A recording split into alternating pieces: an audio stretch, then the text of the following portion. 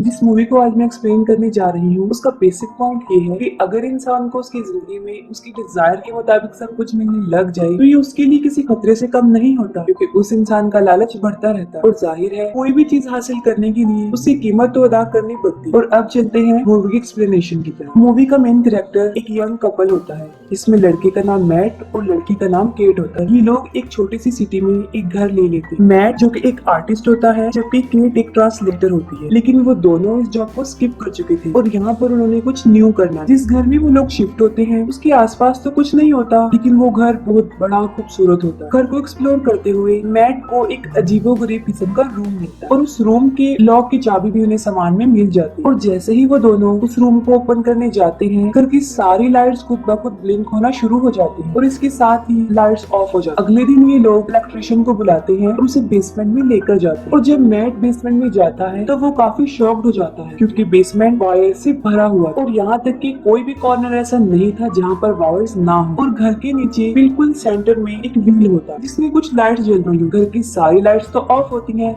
लेकिन वो लाइट्स जल रही होती है। इलेक्ट्रिशियन को ये सारा सेटअप काफी अजीब लगता है और इसीलिए वो उनकी कोई भी हेल्प नहीं कर पाता। लेकिन जाते जाते वो मैट को कहता है कि मैं हैरान हूँ कि आपने ये घर खरीदा क्योंकि बहुत टाइम से ये खाली पड़ा हुआ। और एक अजीब बात वो बताता है कि अब से पहले जो लोग यहाँ पर रहते थे उनका यहाँ पर मर्डर भी हुआ। ये सुनते ही मैट काफी डर जाता है और वो सोच में पड़ जाता है कि हम एक ऐसे घर में रह रहे हैं जहाँ पर किसी का मर्डर हुआ और जाहिर है उन लोगों के लिए ये काफी डेंजर था। ये सब बातें वो केट से डिस्कस नहीं करता और खुद नेट पर सर्च करता है। तब उसे पता चलता है कि 1975 में एक लड़के ने उस घर में रहने वाले कपल को मार दिया था, लेकिन उन्हें मारने की रीजन आज तक पता नहीं चली और उसके बाद उस लड़की को एक मेंटल असाइलम में भेज दिया गया। इन सब बातों के बाद मैट एक लैंप लेकर अकेला ही उस रूम में बैठा रहता है और वो विश करता है कि काश मेरे पास एक और ड्रिंक की बोतल। और तब उसके पास पड़ा हुआ लैंप ब्लिंक करता है और कुछ देर के लिए लाइट चली जाती है और जब लाइट आती है तब उसके सामने वाइन की एक बोतल पड़ी होती है, जिसे देखकर वो काफी डर जाता है कि ये क्या हुआ।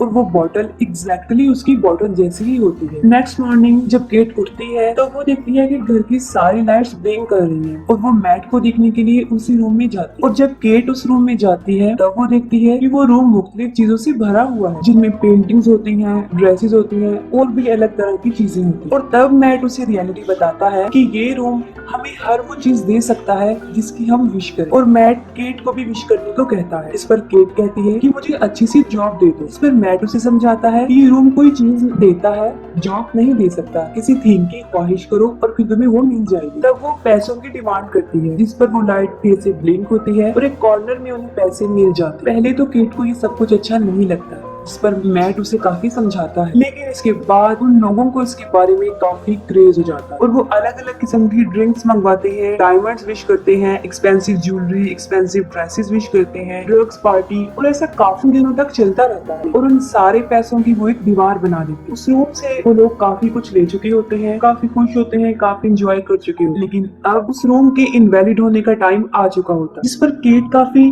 परेशान रहने लगती है और मैट उसे फैमिली प्लानिंग के बारे में ट्राई करने का कहता है। लेकिन इस बात पर केट राजी नहीं होती क्योंकि इससे पहले भी 2 बार उसका मिसकैरेज हो चुका है। इन दोनों में काफी बहस होती है। तब फ्रेश एयर लेने के लिए मैट घर से बाहर चला जाता है और केट उदास होकर घर में ही बैठी रहती है। उसके दिमाग में एक अजीब सा आइडिया आता है और वो उस रूम में जाकर बच्चे की विश कर देती है। इसके बदले में उसे बच्चा मिल भी जाता है। जब मैट घर में आता है और उस बच्चे को रोता हुआ देखकर काफी हैरान हो जाता है और केट पर शाउट करता है कि हमने सिर्फ चीजों को विश करना था, किसी इंसान को नहीं। ये तुमने क्या किया और इसका अंजाम क्या हो सकता है। वो दोनों इमोशनली काफी वीक हो चुके थे और बच्चे को दोबारा गायब भी नहीं कर सकते। मैट इस घर में होने वाले मर्डर के आर्टिकल इंटरनेट पर देता है। तब उसे पता चलता है कि किलर का नाम जॉन डो था और इसी रूम के कहने पर ही उसने उन्हें मारा था और उस किलर से मिलने मेंटल असाइलम में जाता है। मैट जब वहाँ पर पहुँचता है तब जोंडो को पता चलता है कि ये लोग उसी घर में रह रहे हैं, जिस पर वो कहता है कि जितना जल्दी पॉसिबल हो सके उस घर को छोड़कर चले जाओ। घर वापस जाते हुए मैट अपनी गाड़ी में पेट्रोल फिल करवाता है और जब वो अपनी पॉकेट में हाथ डालता है तब वो देखता है कि वहाँ पर पैसे नहीं है बल्कि मिट्टी है। और यहाँ पर उस रूम के बारे में एक बड़ा सीक्रेट पता चलता है और वो ये है कि उस रूम से विश की गई चीज अगर उस घर से बाहर जाएगी तो वो डिस्ट्रॉय हो जाएगी। वो भागकर घर वापस आता है और फिर से पूरे घर को एक्सप्लोर करता है, उस वजह को जानने की कोशिश करता है कि ऐसा क्यों होता है, आखिर इसके पीछे लॉजिक क्या है। लेकिन उसे वायर्स के अलावा वहाँ पर कुछ नहीं मिलता, और यही नहीं, उस बेसमेंट के अलावा पूरे ही घर में वायर्स होती है। वो बच्चा काफी रो रहा होता है, जिस पर केट उसे बाहर लेकर जाती है। मैट उसे मना करता है कि उसे बाहर मत लेकर जाओ, लेकिन असल रीजन नहीं बताता। लेकिन इसके बावजूद भी वो उस घर से बाहर चली जाती है, और जैसे ही वो बाहर जाती है बच्चा जोर जोर से रोना शुरू कर देता है। उसके कलर भी चेंज होना शुरू हो जाते हैं। कुछ देर के बाद बच्चे के रोने की आवाज तो बंद हो जाती है, लेकिन केट जोर जोर से चिल्ला रही होती है, जो कि मैट को बुला रही होती है। तब मैट उन दोनों को अंदर लेकर आता है, और तब हम एक बड़ी अजीब चीज देखते हैं कि उनका वो छोटा सा बच्चा, अब वो छोटा बच्चा नहीं रहा था, बल्कि वो तकरीबन 7-8 साल का लड़का बन चुका था। और फिर हमें पता चलता है कि अगर कोई जिंदा चीजें वो रूम देगा, अगर वो उस घर से बाहर जाएंगी तो उनकी उम्र आहिस्ता आहिस्ता बढ़ती जाएगी, और एज इंक्रीज होने की वजह से वो बुरा हो जाएगा और मर जाएगा। और यही वजह है कि उसे अंदर रखना पड़ना था। जब ये सब कुछ केट को पता चलता है तो वो काफी शॉक्ड हो जाती है, लेकिन तब तक वो बच्चे को एक्सेप्ट कर चुकी होती है। और तब के बाद उन दोनों हस्बैंड वाइफ में रिलेशन कुछ अच्छा नहीं होता, यहाँ तक कि सेपरेट रूम में रहने लग जाते। केट अपने बच्चे शेन को ही अपना सब कुछ समझ चुकी, और मैट अपने रूम में ब्लैक एंड व्हाइट कलर करता है। शेन देखने में, रहने सहने में बाकी बच्चों जैसा ही होता है, लेकिन उसका बाहर जाना अलाउ नहीं होता। और शेन को लेकर उन दोनों में काफी क्लैश रहता था। एक दिन उन दोनों की झगड़े की वजह से शेन सारी रात सोता नहीं है, वो उस पूरे घर में ही घूमता रहता है, और घर में घूमते फिरते वो उस बेसमेंट में चला जाता है, और उन वायर्स उस व्हील के पास पहुंच जाता है, और आहिस्ता आहिस्ता उसके सामने सब कुछ एक्सपोज होना शुरू हो जाता है, और वो उस रूम में भी चला जाता है। तब उसे उसका सीक्रेट पता चलता है कि वो इस दुनिया में कैसे है, और उसे ये भी पता चल जाता है कि उसके पास काफी पावर्स भी हैं। तो फिर अगले दिन शेन अपने इमेजिनेशन से उस रूम को बहुत बड़ा गार्डन बना देता है, जहाँ पर बहुत सारे ट्रीज होते हैं, आइस भी होती है, जिसका वो स्नोमैन बना देता है। केट जो कि उस बच्चे के साथ खुश होती है, क्योंकि वो उसे अपना बच्चा समझकर उसे पाल रही होती है। लेकिन मैट इन सब से खुश नहीं होता, और उसे रियलाइज होता है कि उस बच्चे के पास काफी पावर्स है, जिसका इस्तेमाल करके वो कुछ भी कर सकता है। और यही नहीं, वो बच्चा उनके लिए किसी खतरे से कम नहीं था। इसी दौरान मैट के पास मेंटल असाइलम से जॉन डो का फोन आता है, और वो अपनी रियलिटी बताता है कि उसने क्यों उस कपल को कत्ल किया। वो कहता है कि मैंने उस कपल को इसलिए मारा था क्योंकि उन लोगों ने उस रूम से एक बच्चा विश किया, और वो बच्चा कोई और नहीं बल्कि जॉन डो ही होता। और अब जबकि वो बड़ा हो चुका था, उसे बाहर भी जाना था, चीजों को एक्सप्लोर भी करना था, और एक नॉर्मल इंसान की तरह जिंदगी गुजारनी थी। लेकिन उसके लिए काफी रेस्ट्रिक्शन। तब रूम उसे कहता है कि तुम्हें बाहर जाने के लिए उसी को मारना पड़ेगा जो तुम्हें इस दुनिया में लेकर आया, और यही वजह है कि वो विश करने वाली औरत को ही मार देता, और इसके साथ साथ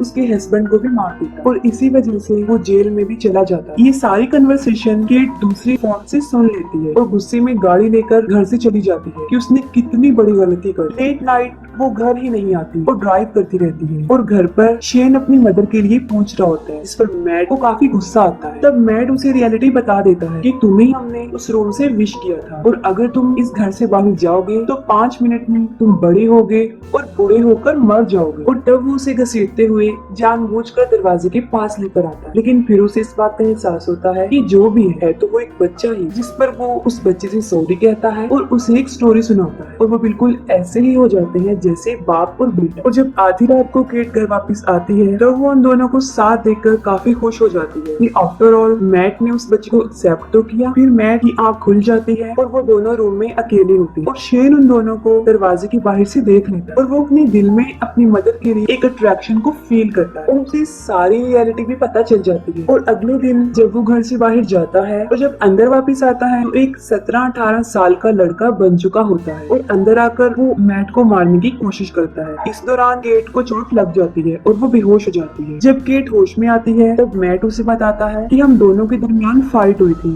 और इसी दौरान वो मर गया। और ये सुनकर वो दोनों काफी दुखी हो जाते हैं कि कुछ दिनों के लिए हमें एक बच्चा मिला था और वो चला गया है। तब केट उसे कहती है कि मैं इस जगह पर रहना नहीं चाहती, मैं यहाँ से जाना चाहती। तब मैट उसे कहता है कि हमारे पास पैसे नहीं है, और सबसे बड़ी बात ये कि यहाँ पर हमें सरवाइव करने के लिए सब कुछ मिल सकता है और हमें ये जगह छोड़नी नहीं चाहिए। केट को एहसास होता है कि मैट का बिहेवियर बदलता जा रहा है और वो काफी अजीब होता जा रहा है, और देखते ही देखते वो उसके साथ जबरदस्ती करने लगता है। और तब पता चलता है कि वो मैट नहीं है, वो शेन है, जो कि एक मैन बन चुका। शेन जो कि अपनी पावर्स के बारे में जानता था, और वो मैट इसलिए बना था क्योंकि केट के लिए उसके दिल में इमोशंस बढ़ते ही जा रहे हैं। शेन उस रूम को कन्वर्ट करके अपने घर जैसा ही बना लेता है, जैसा उनका घर था। केट जो कि बेहोश होती है, शेन उसे उठाकर उस रूम में लेकर जाता है। मैट जो कि बेहोश होता है, उसकी आंख खुलती है और वो पूरे घर में उन दोनों को ढूंढता है, लेकिन इसके बावजूद भी वो दोनों उसे कहीं भी नहीं मिलते और यहाँ तक कि वो रूम भी लॉक होता है और उसकी साथ वाली दीवार में